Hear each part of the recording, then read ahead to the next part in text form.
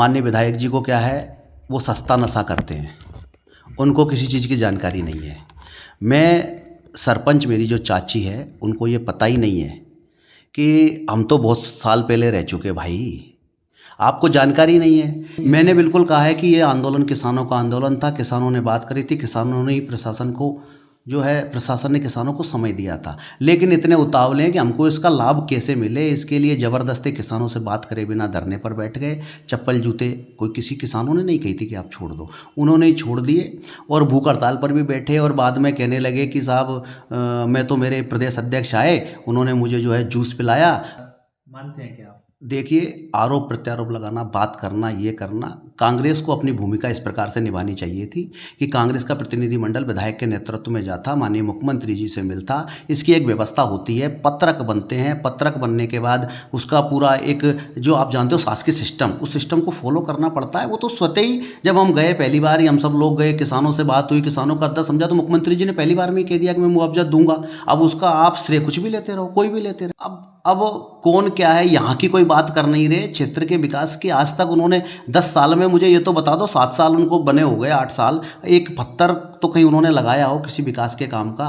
केवल बना दिए वो बैठने के लिए, जहाँ यात्री बसें तो चलती नहीं है उन यात्रियों में, चूँकि उसमें भारी भ्रष्टाचार था। उसकी भी पोल मुझे खोलने वाला हूँ, मेरे पास बहुत सारी सामान है, एक एक करके जब बताऊँगा, अभी आगे आप देखते जाओ, अभी विधायक जी बताते जाएँ। वो तो मैं कह रहा हूँ कि स्थिति परिस्थिति बहुत गंभीर होने वाली है। जिस प्रकार विधायक जी का मानसिक संतुलन, मैं कह रहा हूँ 100% बिगड़ गया है। उन्होंने हमको सलाह दी थी कि आगरा जाना चाहिए, लेकिन मैंने तो आगरा एक डॉक्टर से बात भी कर ली है। आगरा डॉक्टर से बात की तो डॉक्टर ने पूछा कि मरीज की स्थिति क्या है, तो मैंने कहा साहब मरीज की स्थिति यह है कि कभी तो सर पर कबूतर बिठा लेते हैं, कभी जो है गले में सांप डाल लेते हैं, कभी बीन बजाने लगते हैं, कभी ठंड में कपड़े खोलकर योग करने लगते हैं, तो कभी सिर के बल बैठ जाते हैं, खड़े हो जाते हैं।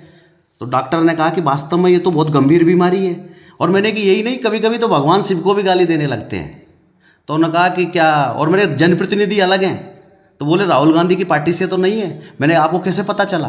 कि नहीं, 3-4 लोग इलाज करने आए थे, उनका इलाज हमारे यहाँ नहीं होगा, ऐसा कहकर डॉक्टर ने फ़ोन काट दिया। उनका इलाज वहाँ भी नहीं होने वाला है, कोई दूसरी जगह, अच्छी जगह पर। मुझे तो लगता है कि किसी ना किसी नशा मुक्ति केंद्र में उनको भर्ती कराना पड़ेगा। मैं सत्य बता रहा हूँ, मैं आरोप नहीं लगा रहा। तो अब ये तो क्या है, ये मैदान में कौन उतरेगा, कौन नहीं उतरेगा, एमएलए कौन बने नहीं बने, ये अलग विषय है। जनता की सेवा करना, जनता के लिए काम करना मेरा ये लक्ष्य है। मैंने कभी भी ये टारगेट नहीं लिया है कि मैं विधायक बनूंगा।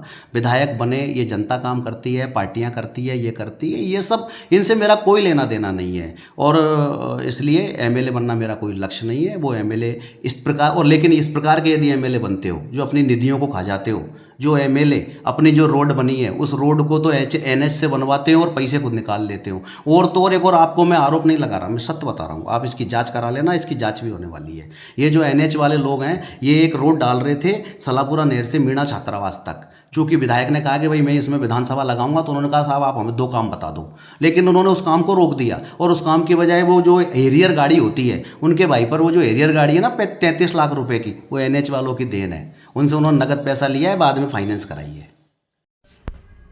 जिस तरह से विधायक जी पर बीजेपी के पूर्व जिला अध्यक्ष सुरेंद्र जाट जी ने आरोप लगाए हैं, तो मैं उनका कुछ जवाब देना चाहता हूँ। उन्होंने पट्टे की बात कही कि फर्जी पट्टे वट्टे ही करवाने की बात कही है, तो आज से कई बार पहले विधायक जी इस बात को कह चुके हैं कि सबसे पहले मेरी जांच होना चाहिए, उसके बाद में पूर्व विधायक रहे उनकी जांच हो, और जो भी बीजेपी के बड़े नेता हैं, ये पूर्व अध्यक्ष हैं, हमारे कांग्रेस के अध्यक्ष हैं, इन सब की जांच होना चाहिए। तो अगर आपको लगता है कि पट्टे हुए हैं या कोई बात है, तो आप जांच करवा लीजिए, आपकी सरकार है।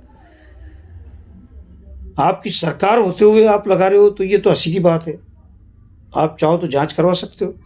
और बात रही है, आपने कहा कोठी का फ़ोटो लगा ले विधायक जी दीवार पर, तो आपको इतना पता होना चाहिए, आपने कोठी बनाई है, विधायक जी ने गीता भवन बनाया है। आप उनके गांव सोंठवा जाइए, वहाँ जाके देखिए, उन्होंने करोड़ों रुपए लगाकर एक गीता भवन का निर्माण किया है, जिसमें साधु संत आते हैं, जिसमें बाहर के लोग आते हैं, वहाँ धार्मिक कार्यक्रम आयोजित होते हैं। तो ये चीज़ें नहीं हैं। और मैं और भी बात कहना चाहता हूँ कि विधायक जी के बारे में आप उल्टी सीधी बात करते हैं और सस्ता नशा करते हैं, तो ये चीज़ें जो आप कहते हो ये आपको शोभा नहीं देती। सस्ता कहते हैं, करते हैं या महंगा करते हैं, ये एक राजनीति में ऐसी बातें शोभा नहीं देती आपको। आप एक धार्मिक चोला पहनकर अगर राजनीति में चुनाव लड़ने की या उसकी बात कर रहे हो, तो ये धार्मिक चोला पहनने से कोई राजनीतिक या इससे कोई चुनाव लड़ो या इसमें आगे बढ़ने की कोई वो नहीं होती। धार्मिक की बात करते हो तो विधायक जी ने श्योपुर में डिग्गी यात्रा चालू की, खाटू श्याम जी की यात्रा उन्होंने की, और ये यात्रा उन्होंने ही चालू करवाई। और वो पैदल यात्रा करते हैं, कई लोगों को साथ में लेके चलते हैं, कई गरीब तबके के लोग उनके साथ पूरा यात्रा करते हैं और पैदल यात्रा करते हैं। और दूसरी बात, उन्होंने 2023 में भारत जोड़ो यात्रा की, 1165 किलोमीटर वो पैदल चले, एक एक घर जाके मिले, लोगों से मिले, संपर्क किया, गरीबों से मिले, दिव्यांगों से मिले, मजदूरों से मिले, उनकी समस्याएं सुनी। और इस दौरान जब बारिश हुई थी, उस टाइम पे भी बारिश के दौरान फसल का नुकसान हुआ था, मुआवजे की मांग की, कई बार आंदोलन भी किए, विधायक जी ने नहीं सुना, तो उन्होंने पहले भी चप्पल जूते छोड़ दिए थे और माला और साफा बांधने से इनकार कर दिया था कि जब तक मुआवजा नहीं मिलेगा मैं सम्मान नहीं करवाऊंगा। तो ये त्याग तो उनका पहली बार थोड़ी, त्याग तो कई बार किया है उन्होंने। और बात करते हैं उनके बारे में आप तो एक बार आप सोच लेना, उन्होंने कहा है, सही कहा है। अगर वो कहते हैं कि मेरे चेहरे से चुनाव, तो मैं तैयार हूँ सुरेंद्र जी आपसे चुनाव लड़ने के लिए। आप कभी भी किसी भी वार्ड से चुनाव लड़ सकते हो, कैसा भी चुनाव लड़ सकते हो, हम तैयार हैं। तो अगर आपको विधायक जी से इतना ही चुनाव लड़ने का शौक आ रहा है तो मैं तैयार हूँ। पहले मुझसे चुनाव जीत के बता दो, मैं दावा करता हूँ आपको नेता मान लेंगे। और ये बात विधायक जी भी कहते हैं कि ज़मीन पे संघर्ष, ज़मीन पे काम होना चाहिए, ज़मीन पे धरती पे काम दिखना चाहिए। फालतू फोटो खिंचा के आपने अभी कुछ दिन पहले खेतों पर जाकर फोटो खिंचवाए, वीडियो बनवाए, किसानों से बात की, 100% फसल का नुकसान बताया, और बाद में जब विधायक जी ने धरना दिया, विधायक जी भूख हड़ताल में बैठे, तो तुम्हारे मुंह पे ताले लग गए। क्यों नहीं बोले? क्योंकि विधायक जी को क्रेडिट मिल जाएगा। और आप कहते हो विधायक जी के लिए तो आपके खुद सीएम साहब खुद कह के गए मंच पे, आप चाहो तो देख लेना रिकॉर्डिंग। उन्होंने ये कहा कि कांग्रेस यहाँ से जीतती है, विधायक का कोई तोड़ नहीं है। क्या कारण है? क्या कारण है कि यहाँ पर कांग्रेस जीतती है? तो ये दर्द उनका खुद का मुख्यमंत्री का था। आप उनसे बात कर रहे हो, जब मुख्यमंत्री खुद ये स्वीकार कर चुके हैं आपके कि भाई कांग्रेस यहाँ क्यों जीतती है, क्या इतना ताकतवर है यहाँ का विधायक?